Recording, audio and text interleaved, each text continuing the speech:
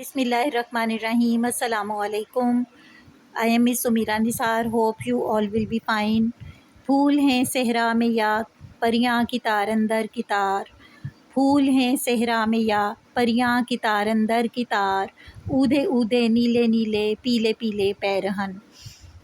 عزیز طالبات، آج ہم سبق پرستان کی شہزادی کے مصنف اشرف صبوحی کا تعارف پڑھیں گے. عزیز طالبات، یہ سبق انڈیکس کے لحاظ سے سبق نمبر 5 بنتا ہے اور حصہ نثر کے لحاظ سے سبق نمبر 3 بنتا ہے. آئیے اشرف صبوحی کا تعارف پڑھتے ہیں. اشرف صبوحی کا اصل نام سید ولی اشرف اور قلمی نام اشرف صبوحی تھا. آپ دلی میں پیدا ہوئے. ابتدائی تعلیم گھر پر ہوئی. 1922 میں اینگلو عربک ہائی اسکول دلی سے میٹرک کا امتحان پاس کیا. معروف ادیب شاعر احمد دہلوی آپ کے ہم جماعت تھے. اشرف صبوحی محکمہ ڈاک و تار میں ملازم رہے. بعد میں آل انڈیا ریڈیو سے وابستہ ہو گئے. قیام پاکستان کے بعد لاہور آ گئے. 1965 میں ملازمت سے سبکدوش ہو گئے، یعنی ملازمت کو چھوڑ دیا اور ہمدرد دواخانہ کے شعبہ مطبوعات سے وابستگی اختیار کر لی. اشرف صبوحی ایک صاحب طرز ادیب تھے.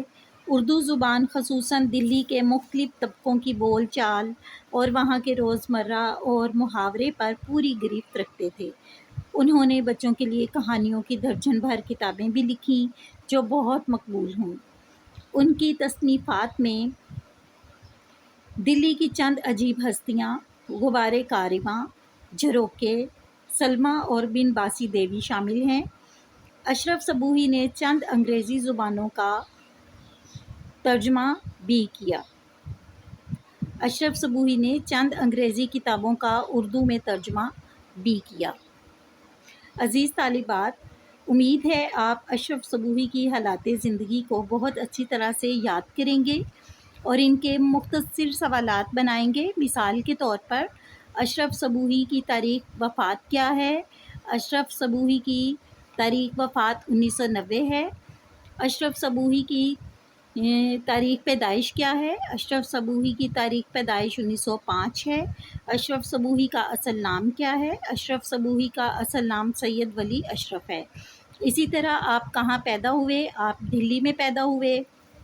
اور اس میں بیٹا یہ بھی سوال بن سکتا ہے کہ اشرف صبوحی کے اہم تصنیفات کے نام لکھیے. اس میں آپ یہ بتا سکتے ہیں کہ اشرف صبوحی کی اہم تصنیفات میں عجیب ہستیاں، غبار کارواں، جھروکے، سلمیٰ اور بن باسی دیوی شامل ہیں. اور پھر یہ بھی سوال بن سکتا ہے کہ آپ نے کن کن زبانوں میں کتابوں کا اردو میں ترجمہ کیا. تو اس کا جواب بیٹا یہ بن سکتا ہے کہ اشرف صبوحی نے چند انگریزی کتابوں کا اردو ترجمہ بھی کیا.